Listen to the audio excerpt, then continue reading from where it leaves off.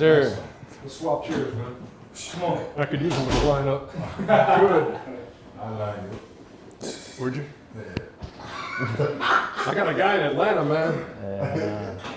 Troy Higgins, Cutter's Lounge. Oh, yeah? Yeah, need to go back and see him. I'm going to give you that number 2 now. I'm going to give you that number 2 now.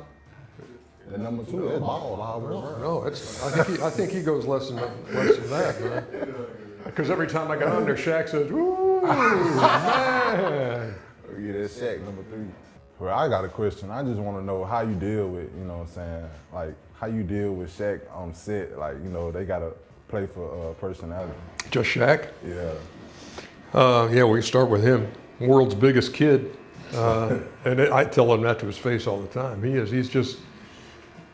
He'll be a perpetual 14-year-old, man. The stuff he finds funny, and that's all he really wants to do, because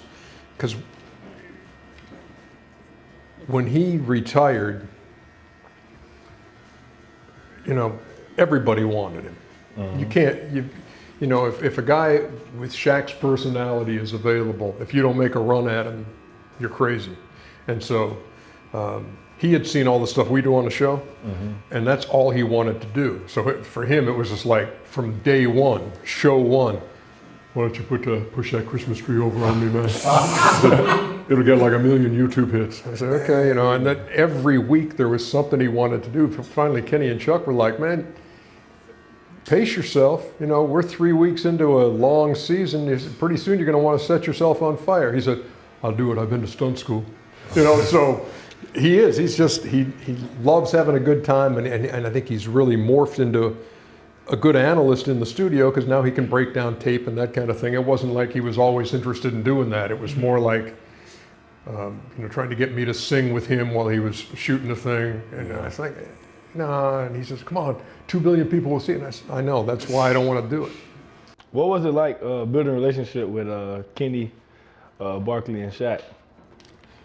It, you know, it takes some time, because when I started out at Turner, I was doing the show by myself. And it was basically a highlight show. You know, it was like, I'd come on at halftime or after the game, and it just, okay, here's the first highlight, here's the second highlight, commercial break, come back, boom. And you don't have anybody to play off of. And then Cheryl Miller was on there with me for a while, Dick Versace, who used to be a coach in the NBA, Reggie Theus. So then Kenny comes in, and he's in between 10-day contracts late in his career. And he sits in the chair, and he's so natural. I mean, just immediately natural, like he's got no training in this, but you throw a question at him and he runs with it, and and he's got the New York thing. And I remember telling our producer, Tim Kiley, I said, when this guy is done playing, when he's done bouncing around in this life, I said, he's got to be on our thing. And Tim felt the same way. He said, no, he's a natural. So Kenny and I worked together for a couple of seasons and had a great time. And what makes it easy for me is that you're not having to really train him, because a lot of guys might look, you know, you see an interview on after a game with a player and say, oh, that guy, I bet he's great on TV. And then you have him in for a guest spot and the light goes on and it's like, and you're like, oh, okay, so it's not quite the way it looks. But for Kenny, that was never an issue.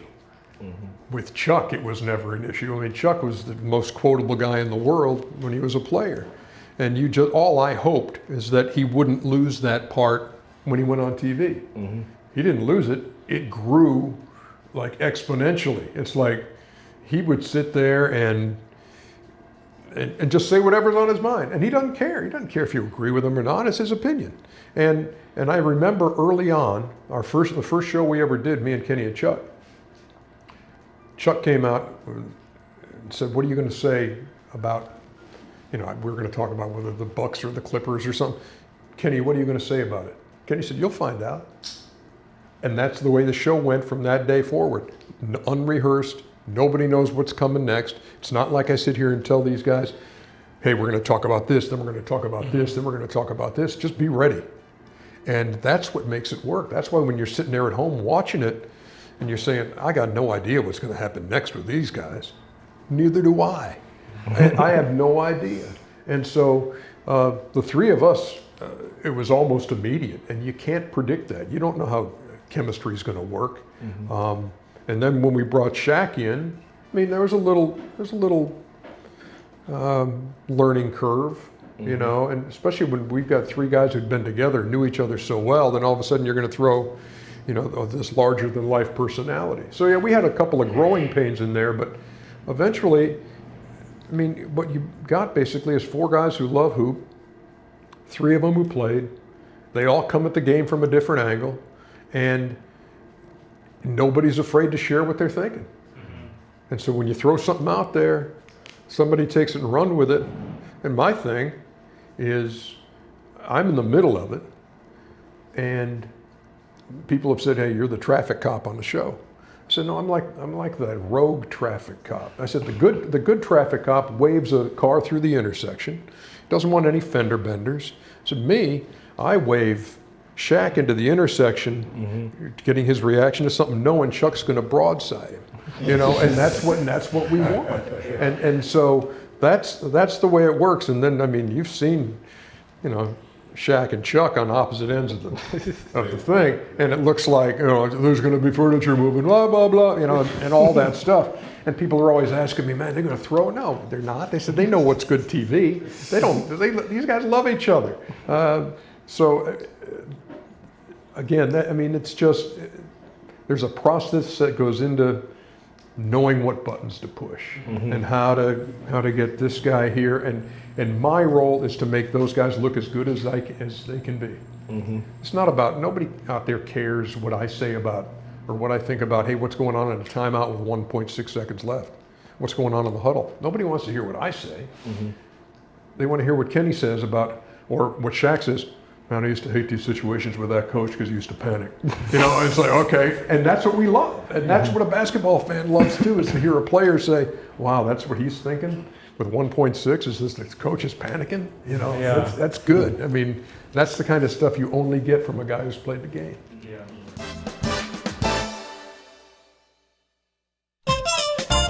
So being in a profession where like the spotlight is literally always on you, did you ever deal with critics, or do you deal with critics now? And if so, how did you overcome that or block that out or continue to remain true to yourself? No, all the time, man. I mean, I used to feel guilty about having this job on TV, you know, because it's what you love and you're having fun doing it.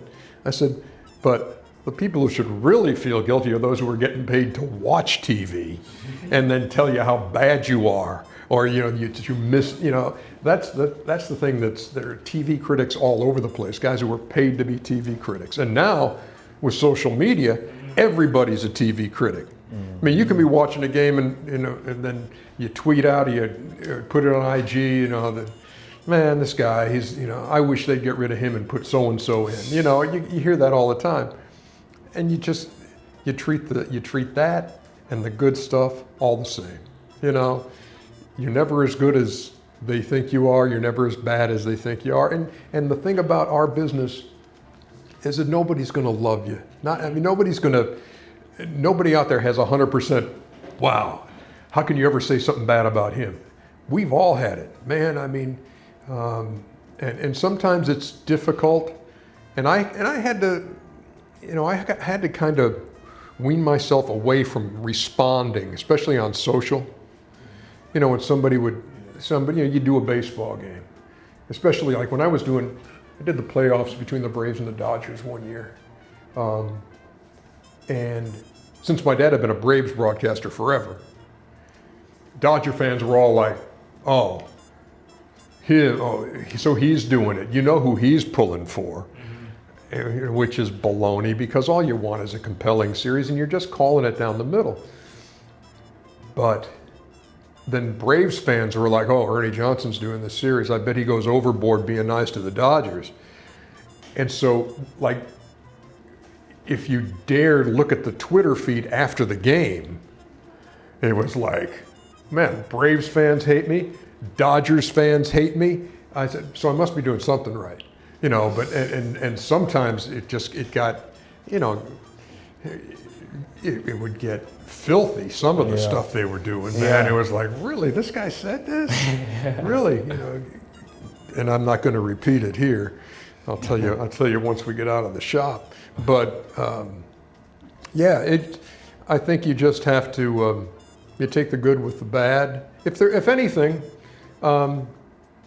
if somebody's done something, written a flattering article, or did a profile or something, I may drop them a note, say, hey, thanks, I appreciate that. It was really nice. I thought it was well done, and I appreciate it. But my dad always used to say, don't get in a piss and fight with a skunk. So if you start responding to every negative tweet, come on, man, that's a no-win. So that's kind of a long answer, sort of on to the point of your question, but yeah. But they're out there. Yeah. Hey, they're out there with y'all, aren't they? Come on, man. Jeez, it's nonstop. Yeah. You just gotta realize that comes with the territory, and it's not gonna ruin my day. It's not gonna make my day, and we'll just go on from there. Most definitely. Man, just seeing Shaq, his feet being big, like, And gnarly, man. like I want to know, like, what you think about that, with that big old feet? It's like a size 20 with 3. I don't care about the size, man. It's when he takes off the sock. He's got a big toe. He's got a big toe about this big. And the nail, the skin's over the nail, and there's bumps and lumps and stuff. And it's more like that. And it's just like, do something with those feet. That thing's nasty. Nasty. Thanks for putting that image back in my head. Got elephant feet. Shaq got some big feet, bro. Man, I just pray God my feet don't get that big. Nah. No. Those aren't that big. What you got? It's 15. I got 15. I got a big toe too, but it ain't Shaq no. toe. That thing looks like a work of art compared to the things Yeah, that man, Shaq's toting around, man. Get a roll them feet. Roll my feet. Yeah, he can't wear something like that. What are you hiding yours? That boy better try to slide his toes in. That boy try to slide his toes in. Those things back inside. No, bro. I'm majoring in journalism right now. Really? Yes, sir. And I see you do it. So I think the biggest thing for me is just the speaking part of it. Right. I like speaking, but how did you overcome the anxiety and nervousness of speaking and stuff like that? I mean, I'll eventually get around to that answer, but we're all in that same boat when you start it. And the first time you ever hear your voice, even if you're just recording yourself on the radio or something like that, it's like, that's not me. And do I really sound like that? And the first thing I ever did, working at the campus radio station at Georgia, where they've got to let you try. They won't tell you, when you apply for a job there, I'm in journalism school because I switched majors. I'm in J school and I want to work here. They can't say, oh, no, you can't. They just say, okay, we'll find something for you to do. So they maybe do a series about hockey, because I'd been to some hockey games. And so I did some research, and then I wrote this thing, and I read it, and it aired on the campus radio station, and it was so brutal. It was just horrible. And I still have the tape of me saying, the game is played on a rink, 97, blah, blah, blah, blah, blah. And it was so horrible. And somehow they let me stick around. Okay, now let's try doing this. Let's try doing that. And really, you just get more comfortable as you listen to yourself or watch yourself, and you be your own worst critic. And you hope that people will give you the feedback that you need. Not, oh wow, you're the greatest thing of all time. You play them a tape. Hey, tell me what you think. They want them to. You want people to say, nah, it kind of sucks. So that you're like, okay, so what do I need to do? As long as they can give you an honest critique, and then follow it up with, try this to get better, and try this. And that's, I think that's what's always, what helped me early on to say, okay, so I need more inflection when I do this. Where the nerves come in is early on in your career. If they roll the wrong piece of tape while you're doing a voiceover and you're live, and they show this highlight instead of that highlight, and then you're or doing news, they would do the same thing. I'm talking about, a court case, and they're showing me, a sanitation strike, and I think everybody at home is just, hey, Mildred, come over here and watch this kid try to anchor the news. It's hilarious. And it really, and you feel like every mistake you make is being magnified. So really preparation takes all that out. I go into every show now knowing that, look, somebody could break the backboard and there could be a half-hour delay and I could fill it. So that's the whole thing. Preparation takes away a lot of that anxiety. But man, first, when you start, first time you see that red light come on, dude, I would rather have been anywhere. Is there a dentist nearby? Give me a root canal with no Novocaine. It's got to be better than looking in that camera. Yes, sir. Yeah. The nerves. What's the biggest adversity you faced in broadcasting or in life, and what was kind of the biggest thing you learned from it, the biggest lesson you took away from it? When I was diagnosed with cancer, that was, that's one of those, this isn't TV, this isn't, this is real life stuff, man. Because we all know somebody who's had it. We know somebody, it's been touched all of our lives in some way. So that was, that was adversity. And there's that moment when you don't know how bad it is, and you're waiting for tests to come back. Mm-hmm. And you're looking at your kids and you're saying, this is real life stuff. And then the good thing is, doctor says, this is what you got. Here's how we're going to treat it. And you put your head down and go. Mm-hmm. So got through that, got through chemo, got through all that stuff. That's good. And then you come out the other side and you're still doing your job. Mm-hmm. So yeah, we all have stuff. There's not a, so you look around your locker room, everybody got stuff. Mm-hmm. My stuff's no worse than your stuff. And when I'd go into these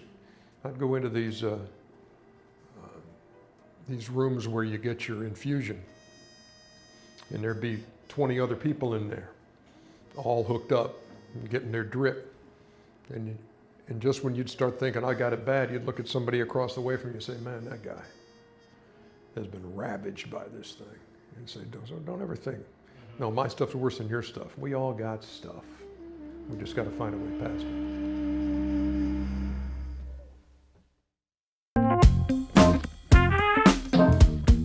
You have an adopted child from Romania? Yeah. So I personally, I'm a kid who grew up in Africa, in Ghana and Nigeria. I'm half Nigerian. So what was that like? We've got 6 kids. So we had a boy and a girl, Eric and Maggie. So we got married in 82, mm-hmm. had Eric in 84, had Maggie in 87. And then my wife had seen the special on the news about these Romanian orphans being just shut out, and then, they just forget about them over mm-hmm. there. They had a revolution in Romania. All these special needs kids were just put in these, like they were warehoused. And so my wife is like, I think we need to go get one of those kids, and it's like, man, part of you is like, we've got everything we want right mm-hmm. now. We've got a boy and a girl, beautiful wife, great job. Let's, and then the more you thought about it and the more you studied it, it was like, let's go. Was he young? Yeah, he was 3 years old, but here's the deal. We didn't know when we decided that, yeah, my wife's gonna go. My wife went over there with this group that had been to Romania before, and they would take, spouses over there, sometimes a husband and wife, sometimes just a husband or a wife. And so I stayed in Atlanta with Eric and Maggie. They were like 7 and 4 at the time. Yeah. And Cheryl goes over there with this group, has no idea who she's gonna find. Mm. but you have to do so much paperwork when you're going to adopt. And they do these home studies to find out if you're going to be a good parent. You know, and they're like, so with us, they're interviewing Eric and Maggie about what kind of parents we are, and you're saying, man, I hope I wasn't too hard on Eric the other day.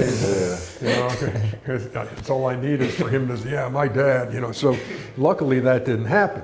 But we had no idea what she's going to come back with. We just told the people we would like to adopt a little girl who's under a year old with no permanent handicaps. You know, if there are some things that we can do medically and get her to a doctor and let her, you know, anything that's going on, let's fix it, you know, we'll do that. So it turns out Cheryl Ann goes over there, and the first orphanage she goes into, they bring this little 3-year-old boy out, and he can't walk or talk. And he's got one of his feet is completely turned in. And all he does is make noise. And he's 3 years old and had been outside one day in his life, and that was the day they found him abandoned in a park. And so my wife calls and says, you know, and this is 1991, so it's not like you pick up the cell and you know. This is like, oh, I hope I get through this time. And she calls me in the studio. I'm getting ready for a show. It's in the afternoon, and she said, I met a little boy this morning who's so much more than we can handle. She said, but I just don't know if I can go the rest of my life wondering what happened to him. And I was like, bring him home. And so she did, you know, and here, you know, he comes over 3 years old. Then he gets, you know, we take him to the hospital and we take him to the doctor because he's got all kind of stuff. He's got developmental delays, can't speak, you know, got an eye that wanders, can't walk, wakes up in the morning, all you hear is that. That's waking us up in the morning, and you go in there and he's in this crib rocking, banging his head against it.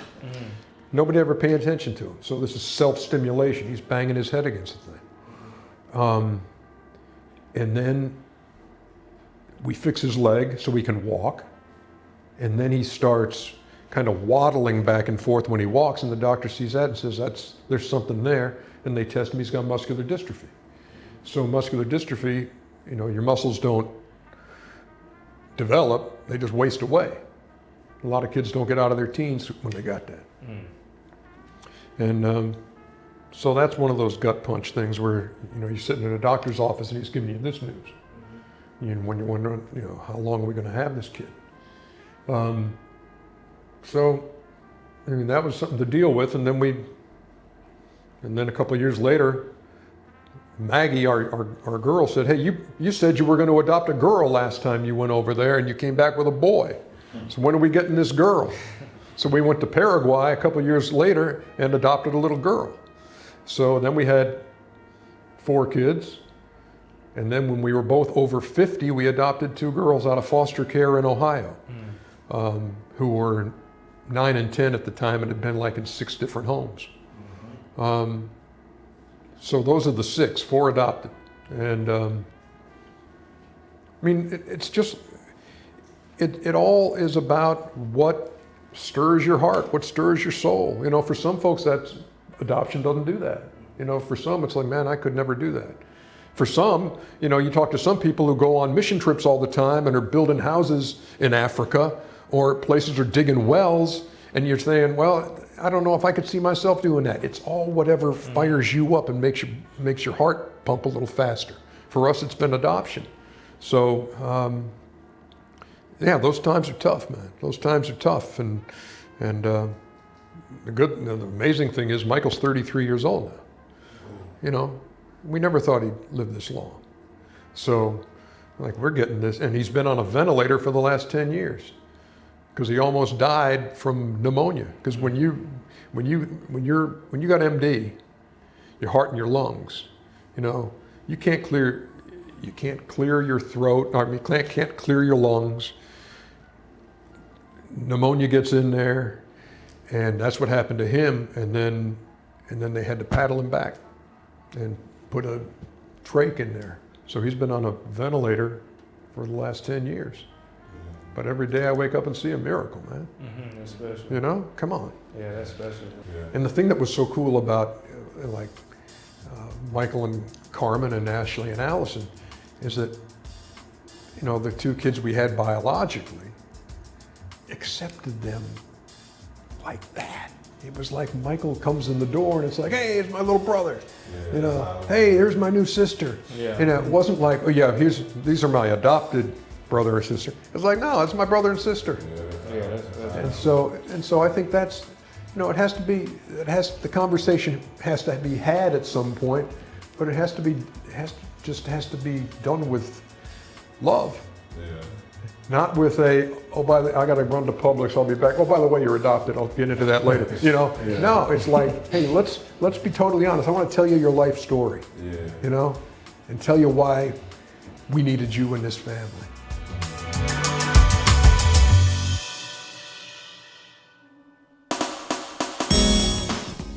No questions about Space Jam, man? What'd you think about it? Did you guys watch it?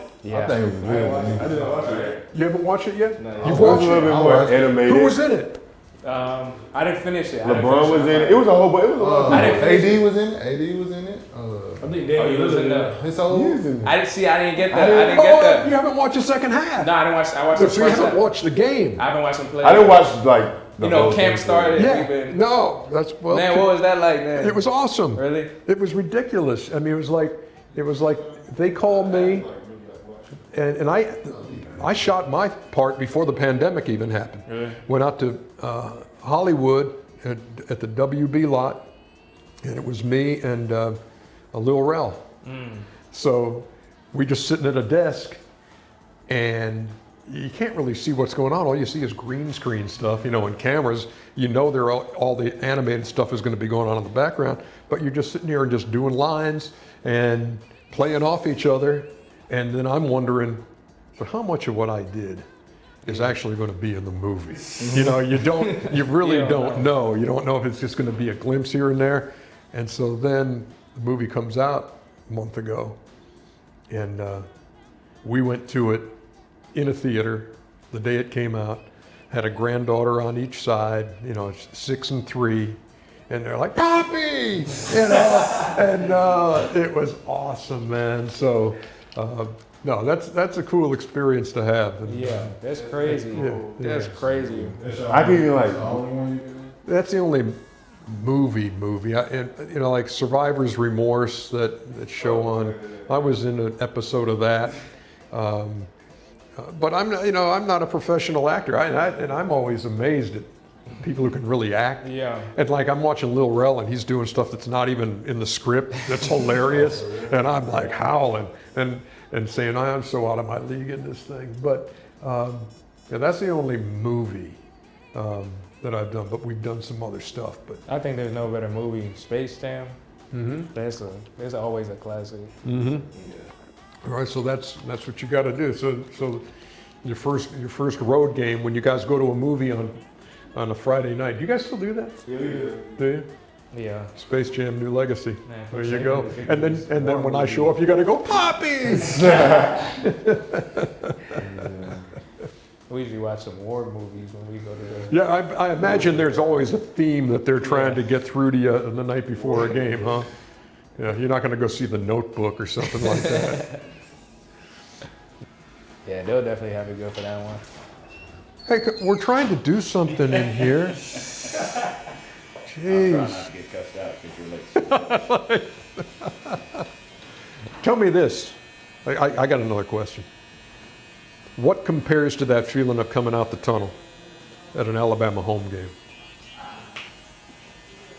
Man, what compares It's to really that night game though, bro.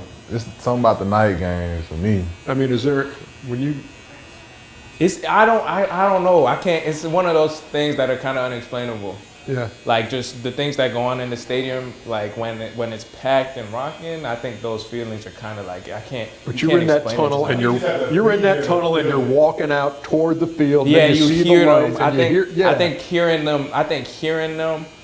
Like on my way out the tunnel, just hearing the fans is what really gets me like ready for the game. Yeah. And then when you come out, it's kind of like showtime. Of course, you're kind of just.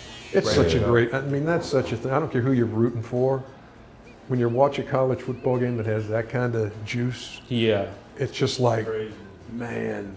And that's what made like the pandemic hard too. You know, that's for all kind of sports. When you think about, man, just think of how this place would be going nuts if that happened in a full house. Yeah. And now Yeah. you're back in that. Yeah, and I think that's something we're really excited for, especially with the year of COVID and the pandemic. Kind of expecting the fans to come back crazier than ever. So Oh yeah, no really doubt. looking forward to that. It can be a good thing I or a need bad people thing. jumping off the stands. Yeah, it'll be exciting.